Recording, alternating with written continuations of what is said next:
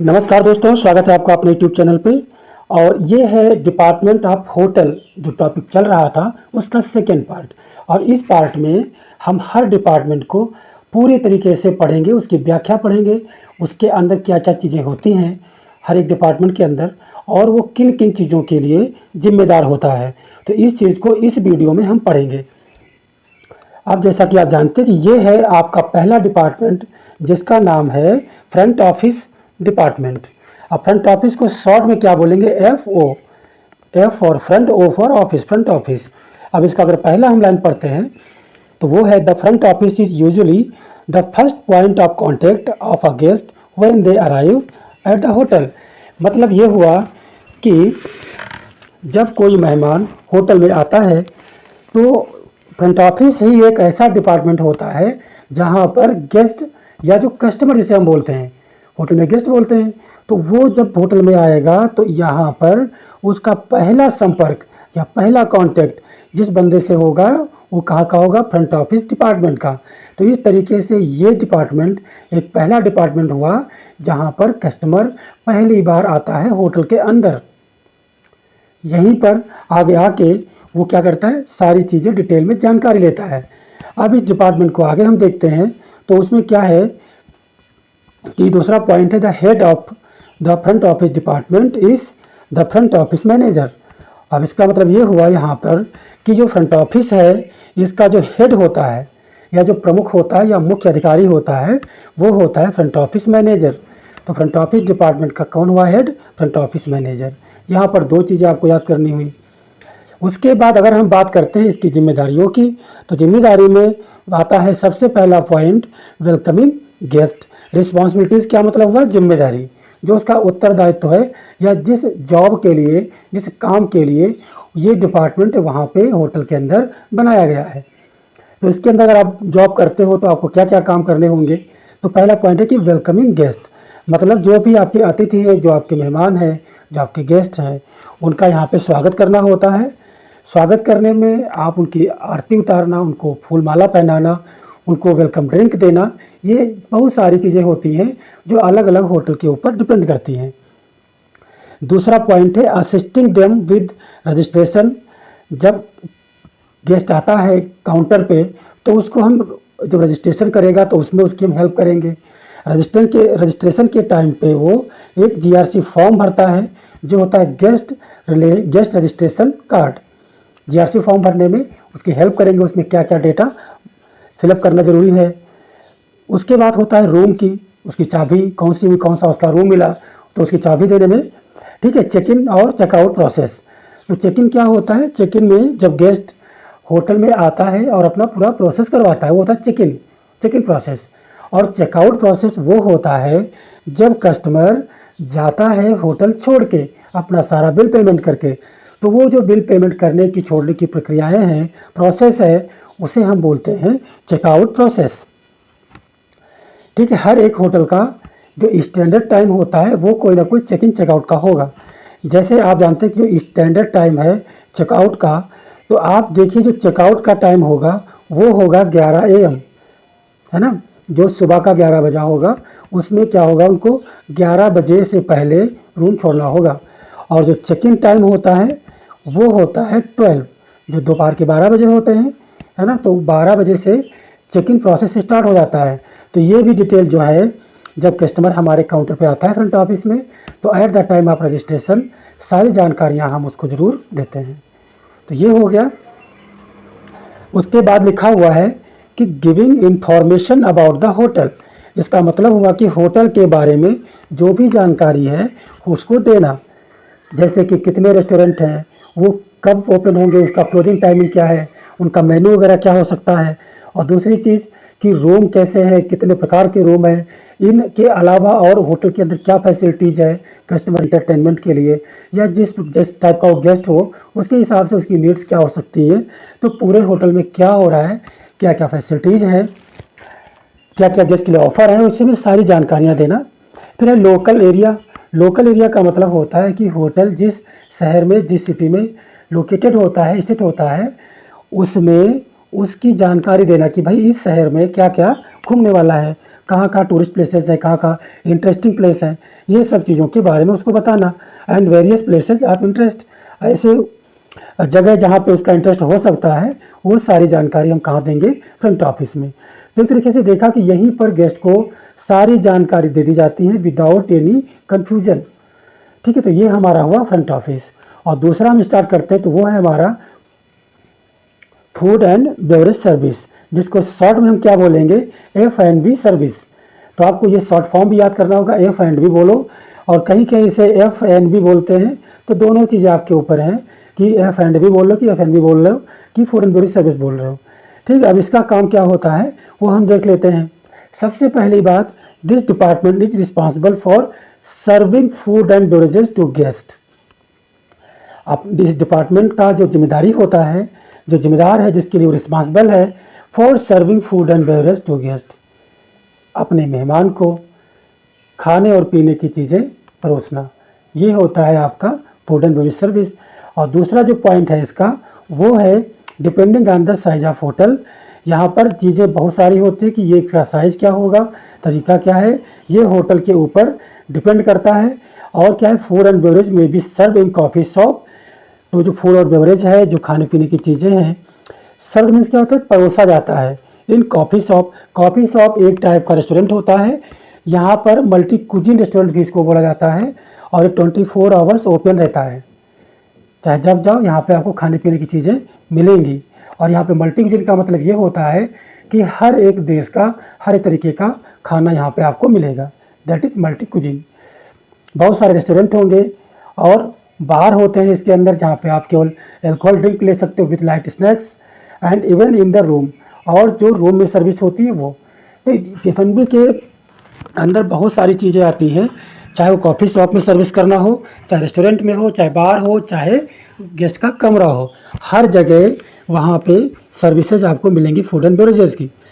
और उसके बाद एक और पॉइंट यहाँ पे आ जाता है, the head of the F&B department is food and beverage.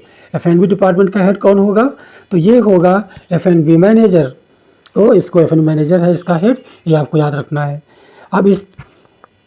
अब इसके बारे में आपको पता चल गया। अब दूसरा आता है डिपार्टमेंट आपके सामने, हाउस कीपिंग डिपार्टमेंट, जिसको शॉर्ट में बोलते हैं HK डिपार्टमेंट। और हाउस कीपिंग डिपार्टमेंट को एक और नाम जाना जाता है, जो है अकोमोडेशन डिपार्टमेंट। ठीक है, अकोमोडेशन, TION होगा। ठीक है, अकोमोडेशन डिपार्टमेंट।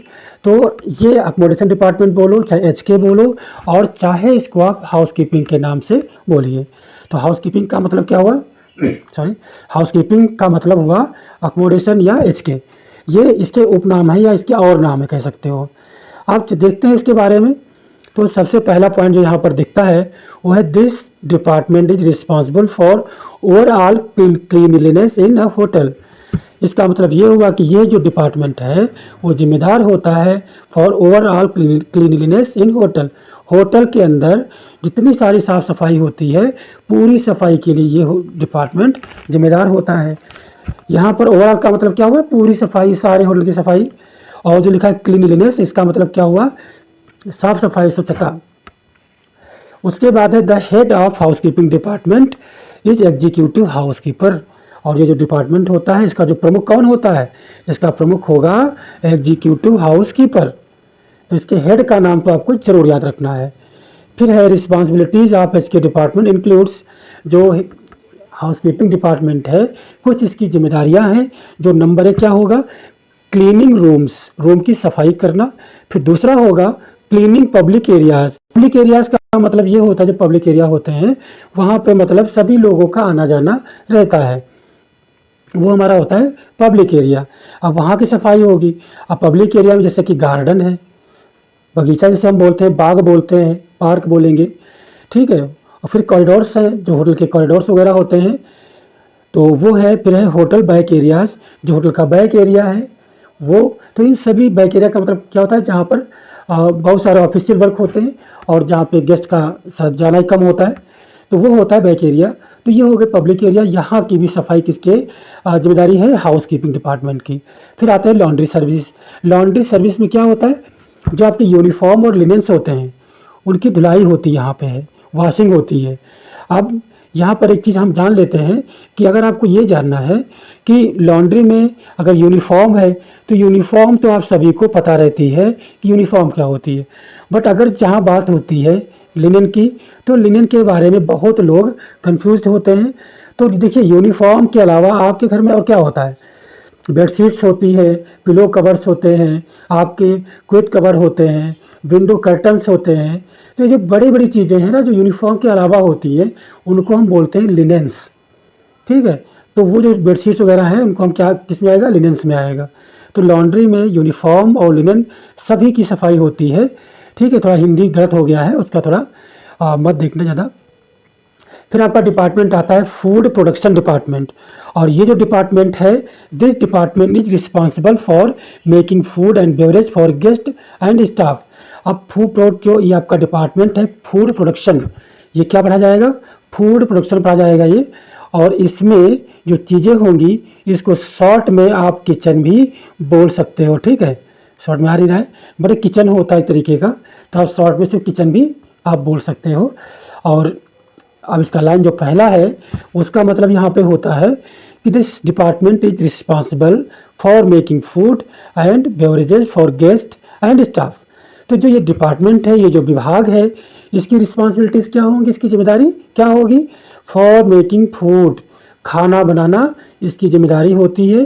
खाना और पीना दोनों तरीके की चीज़ें, ऐसे बहुत सारे बेवरेजेस होते हैं जो केवल किचन में बनते हैं, जैसे कि टी एंड कॉफ़ी और लस्सी वगैरह जो होता है वो कहाँ बनेगा? किचन में। तो कुछ बेवरेज जो है वो किचन में प्रिपेयर होते हैं। फॉर गेस्ट एंड स्टाफ, इसका मतलब हो गया ये सारी चीज़ें जो है मेहमानों के लिए हो या स्टाफ के लिए हो, उनके लिए इनकी तैयारी करना, इनको बनाना फूड प्रोडक्शन डिपार्टमेंट का काम है। स्टाफ के लिए कैंटीन होगी, और कैंटीन को कहीं कहीं क्या बोलते हैं? कैंटीन को कहीं कहीं बोलते हैं कैफेटेरिया बोलते हैं। तो इसमें कंफ्यूज मत होना कि कैफेटेरिया क्या होता है और कैंटीन क्या होता है, दोनों एक ही चीज़ें होती हैं जहाँ पे स्टाफ खाना खाता है। The head of the food production department is the executive chef, और इस डिपार्टमेंट का जो हेड होगा, जो प्रमुख होगा, वो कौन होगा? Executive house keeper. इसका आपको नाम याद रखना होगा। और ये शेफ लिखा हुआ है, शेफ नहीं लिखा हुआ है। और थोड़ा सा जहाँ पे ई लिखा हुआ है ना, उसके ऊपर ऐसे करके लगा होता है, जो एक टाइप का फ्रेंच वर्ड बन जाता है। तो ये आपका हो गया शेफ। अब क्या? For large hotel the different food and beverage outlets, coffee shop, restaurant etcetera में have their own separate kitchen.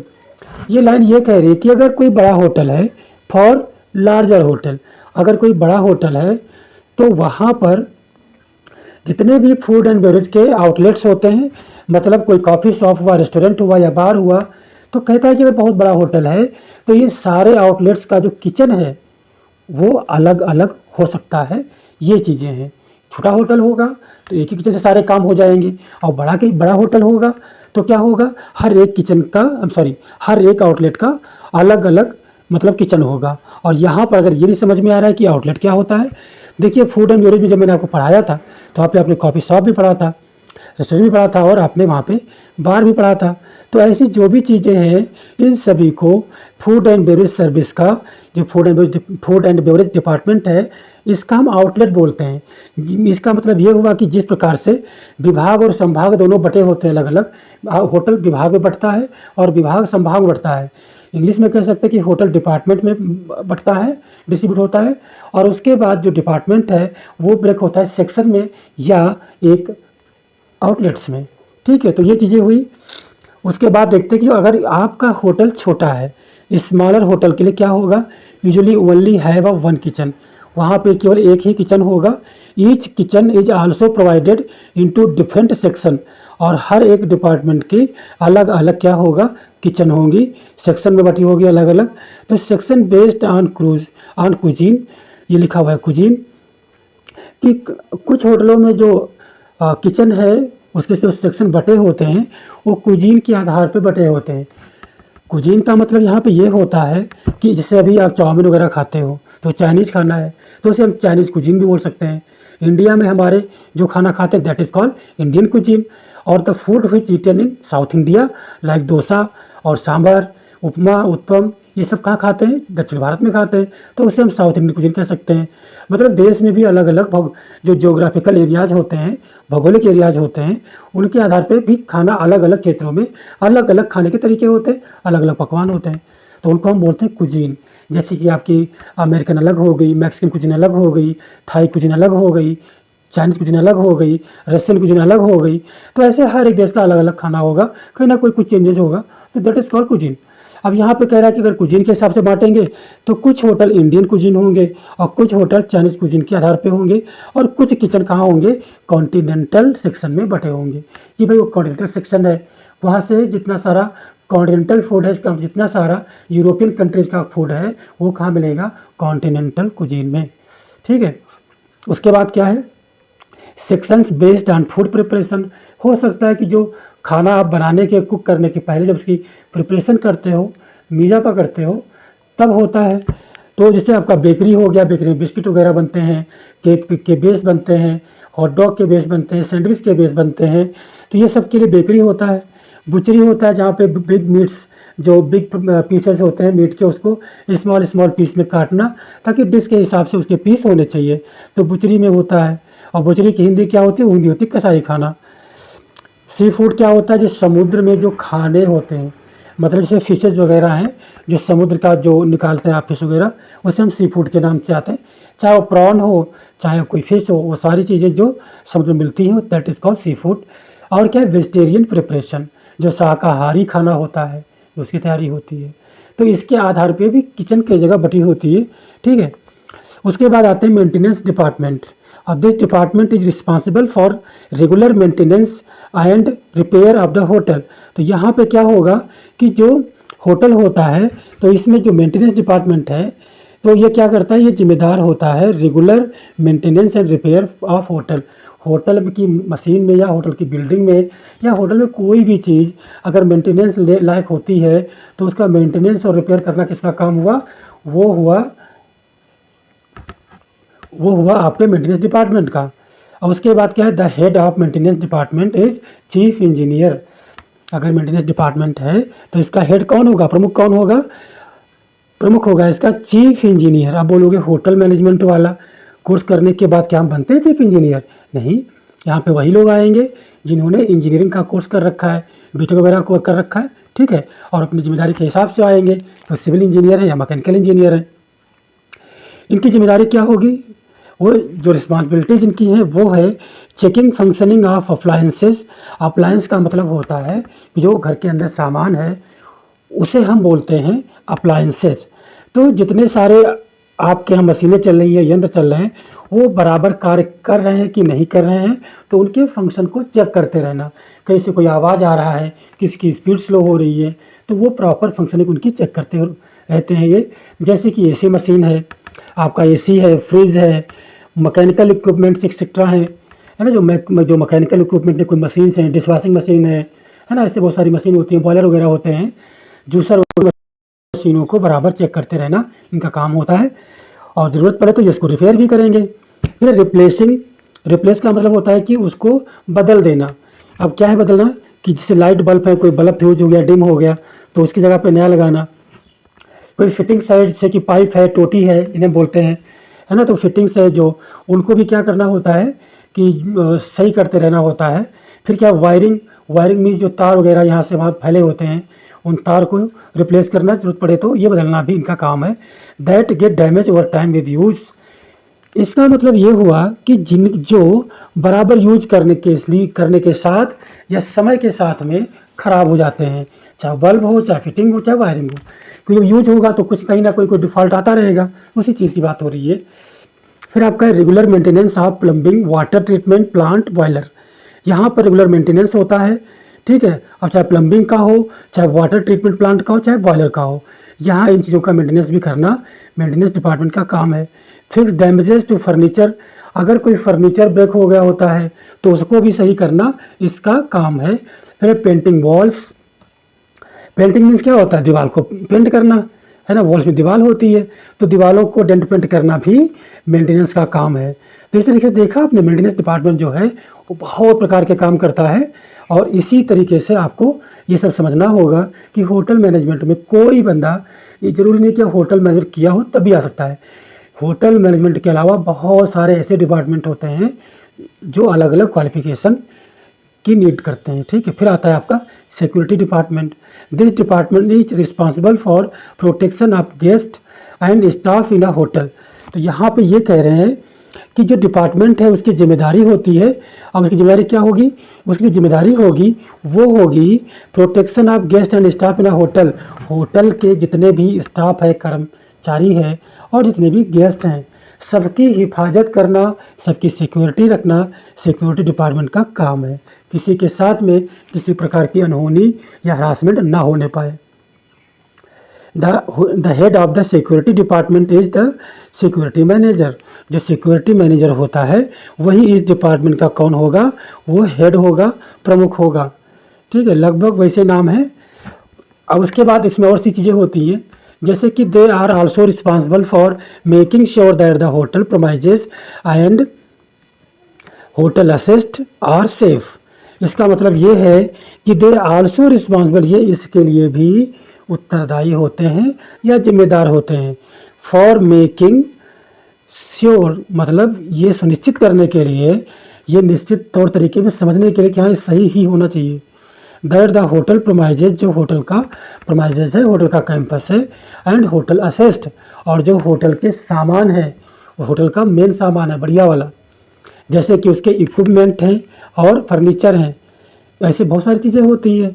Are safe, जो सुरक्षित हों, ये भी सिक्योरिटी डिपार्टमेंट करेगा। फिर है टास्क इंक्लूड, मतलब उनकी जिम्मेदारी और क्या हो सकती है काम में? तो वो होता है पेट्रोलिंग द होटल प्रोमाइजेस। होटल प्रोमाइजेस के अंदर पेट्रोलिंग करते रहना ताकि कोई भी अनहोनी ना होने पाए। मॉनिटरिंग सीसीटीवी कैमरे को मॉनिटर करते रहना, है ना, देखते रहना क्या हो रहा है, गेट पे क्या हो रहा है, कहाँ पे, सारी चीज़ें जो भी उनके अधिकार क्षेत्र में आती हैं सीसीटीवी की कैमरे की नज़र में होती हैं। वहाँ पर सस्पेक्ट की चीज़ें चेक करते रहना। इन्वेस्टिगेटिंग थेफ्ट, और अगर कोई चोरी हुई है तो उसकी जांच करना, उसको सॉल्व करना, इन्हीं की प्रॉब्लम है। Maintaining a log book of all visitors to the hotel.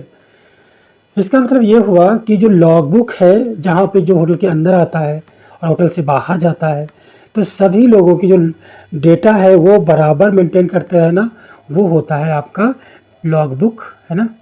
फिर आपका आता है ह्यूमन रिसोर्स, जिसको हम शॉर्ट में क्या बोलेंगे? एचआर डिपार्टमेंट, है ना। तो ये होता है एचआर डिपार्टमेंट। तो यहाँ पर अगर आप देखेंगे तो क्या लिखा हुआ है? This department is responsible for welfare hotel employees. इसका मतलब ये हुआ कि ये जो डिपार्टमेंट है वो जितने सारे होटल के एम्प्लॉयज़ हैं उनके लिए बहुत ज़रूरी होता है। मतलब वेलफेयर का मतलब यहाँ पे हो जाता है उनके कल्याण के लिए, उनके कोई भी दिक्कत होती है तो उनको देखने के लिए, है ना, उसकी डिमांडों को पूरा करने के लिए। तो ये जो डिपार्टमेंट है रखा गया है स्टाफ के लिए, है ना। और इसका जो हेड होगा, the head of the HR department is HR manager, और जो इस डिपार्टमेंट का हेड होगा वो होगा एचआर मैनेजर। तो एचआर मैनेजर इसका हेड होगा, और डिपार्टमेंट आपको याद रखना है, और ये याद रखना है कि ये स्टाफ के वेलफेयर के लिए होता है, स्टाफ के कल्याण के लिए होता है। मतलब इसमें उसका इंटरव्यू कराएगा, जॉब दिलाएगा, उसके बाद जो छुट्टी हॉलीडेज़ वगैरह है उनको मेंटेन करेगा। आपको ड्यूटीज़ में कोई दिक्कत हो रही है, कोई हरासमेंट हो रहा है तो उस चीज़ को सुनेगा, है ना। सारी चीज़ें होती हैं जो कल्याण में आपकी आएंगी, जो वेलफेयर चीज़ों में आएंगी। फिर आपका responsibilities of the human resource department includes, यहाँ पर ये हो जाता है कि जो ह्यूमन रिसोर्स डिपार्टमेंट है उसका हेड कौन होगा? तो वो हो जाएगा इंटरव्यूइंग एंड हायरिंग स्टाफ। यहाँ पर इसका मतलब ये हो जाता है कि जो वैकेंसी निकालना, उसके बाद स्टाफ का इंटरव्यू लेना, उनको हायर करना। हायर का मतलब होता है उनको चुनना, उनको नौकरी दे देना, ठीक है। उसके बाद क्या है second point? Organise legal formalities like offer letter and health insurance. ये कुछ लीगल इन्फॉर्मेलिटीज़ कराता है, उसमें से चाहे आपका नौकरी मिली है तो सबसे पहले आपका ऑफर लेटर आएगा, है ना, जिसमें बहुत सारी लीगल फॉर्मेलिटीज़ भी लिखी होंगी जहाँ पे आपका साइन होगा। और उसके बाद आपको कुछ दिन में एक मिलेगा ज्वाइनिंग लेटर, जो होता है जिसमें आपकी सारी चीज़ें हैं, पूरा क्या क्या रहेगा, क्या क्या होटल की नियम शर्तें होंगी, सब चीज़ें लिखी होती हैं उसमें। तो ऑफर लेटर पहले मिलता है और उसके बाद मिलता है ज्वाइनिंग लेटर। और यहाँ पर बात होती है हेल्थ इंश्योरेंस की। अगर होटल की पॉलिसीज़ में है तो वो भी आपको मिलेंगी, जिसे हम बोलेंगे स्वास्थ्य जो बीमा होती है। फिर आपका है finding and maintaining good accommodation for staff के लिए क्या करना है, finding and maintaining good accommodation.